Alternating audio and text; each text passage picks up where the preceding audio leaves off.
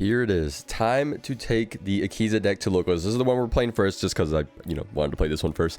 But we have all of our cards here, and of course, we have the support, the new support that I told you guys about. Definitely need this to play the deck because, well, like I said, does not do anything if you're just playing the legendary decks.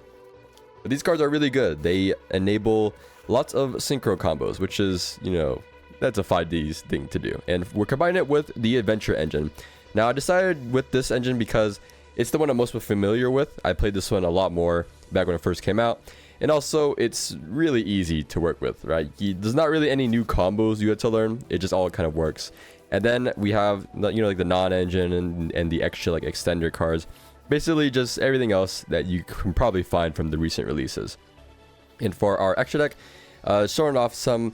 I think for the most part, this is like most of the ratios. There may be some that you could run more of. I think Garden Rose Maiden might be worth running one more copy. The Link Monster I never even made, so probably gonna remove that. Black Rose Moonlight is like good on paper, but you almost never make it. You just always go for Bramble Rose when you can. And Return Zero and the Chungus. Now let's go on to locals and see how we do. So our rounds at locals are, gonna probably be consisting of like a lot of Branded and Draco Tail. And well, here's our Branded matchup. So we get Fuelos, and this is kind of like the part where some of these like generic synchros like really help out.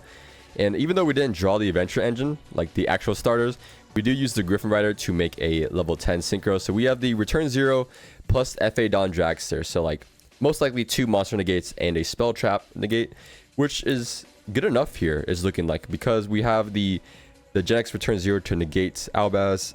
They go for a Luber to add, I think that was Branded Fusion. And then when they go for Cartasia to summon, we negate that, destroy it, and FA Don Dragster to stop the Branded Fusion.